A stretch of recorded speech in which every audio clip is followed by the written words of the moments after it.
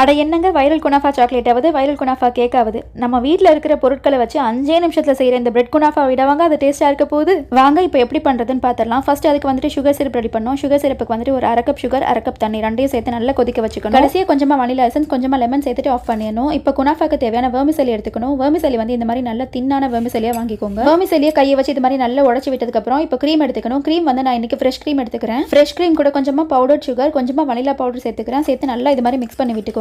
இப்போ ஒரு பிளேட்ல கொஞ்சமா கார்ன்ஃப்ளவர் சேர்த்து தண்ணி ஊற்றி கரைச்சி தனியாக வச்சுக்கோங்க.